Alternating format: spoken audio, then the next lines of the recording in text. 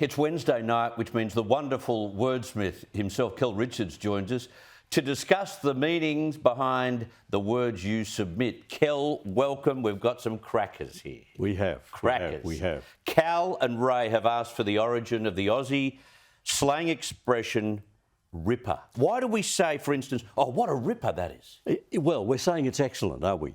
And I love this because it's a puzzle. And what the word people love is something that's a real puzzle and hard to solve. Ripping is tearing up. Why would tearing up something mean it's excellent? Now, it's an old expression, first recorded in Australia 1858.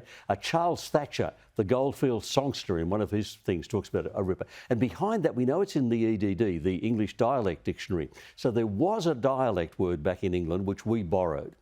But I keep asking people, and I'm asking you now, okay, why would tearing something up make it good? Why can ripper mean excellent? The email address, go to the website, auswords.com.au. Your theories, please, because we're still tracking this down. We don't know, Chris. It's unsolved. Unsolved. We like mysteries. Okay. Gail from Barrel asks, where does the expression Gunga Din comes from? Who the hell is Gunga Din? Really nice Indian gentleman who served in the British Army in the days of the British Raj, recorded in a Rudyard Kipling poem from 1890. And the poem is about this man, Gunga Din, who was a water carrier in the British Army and a dresser for the wounded. And the famous last line of the poem is, "You're a better man than I am, Gunga Din." And my father used to say it all the time, not part of our generation, but my father. If someone did something really well, he'd say, "You're a better man than I am, Gunga Din." So it's a lovely old expression. It's a term of endearment, right? It is. Okay, we'll have to bring that one back, I think. Peter says his grandfather used to say hooroo when leaving their house. That's got to be quintessentially Australian. That is the Australian version, doesn't exist anywhere else in the world, but it's descended from a group of English words like hurrah and hooray. And those words in turn are descended from an older word, huzzah, which was a kind of cry in hunting or a cry across a battlefield or to attract people's attention when you were out riding to hounds. So huzzah is where that came from, we don't know, except that it might have been a sound that carried in the open air. And that became hurrah and hooroo and hooray in Britain. Here, we called it hooroo, and I have to say the correct Australian pronunciation is hooroo. Hooroo. But hooroo is goodbye. That's different to those terminology, or the application of those terminology. I've heard hooray used as a goodbye. My old Uncle Harry used to say hooray when he was leaving a room. Hooray. But hooroo is definitely goodbye. It's definitely goodbye, yes.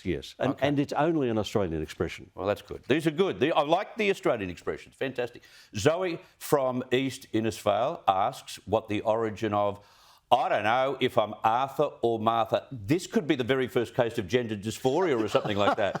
Putting it in the current context. Well, nowadays you wouldn't be allowed to say that. You know, you just have to say, I'm not Arthur or Martha, I'm trans, is what you'd have to say. It's ridiculous. It's Australian. It's been borrowed back in England because we export our language. It's not just here. We don't just borrow from overseas, we export. So they use it in England, but we invented it. Earlier citation from the Inverell Times in 1941. Oh, what a beauty. The Sapphire City. That's right. Now, the linguists say what it is a bit of rhyming repetition. That's all it is. It's just finding two words that rhyme and fit together in order to express confusion. That's their official explanation. Kel has a theory. I just wonder if there was once a radio soap opera that had characters called Arthur and Martha. Now, I'm just guessing, but that would make sense, I'm going to Google straight after this. This is worth Googling.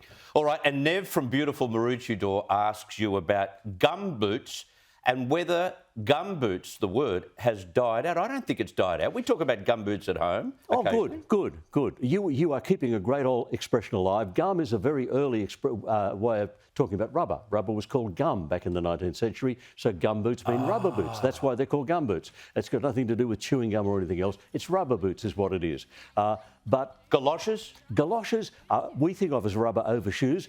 Originally, they were thick wooden soles that you strapped on underneath your shoes to keep you up above the mud, which was a clever idea, wasn't it? Yeah, it was. Stick with gumboots, though, I say. Oh, gumboots. Though the kids are saying rain boots, not gumboots. Rain boots, leave us alone. It's bland. Kel Richards, you're not bland. Thank you very much for coming in. Talk to you next time. Fantastic.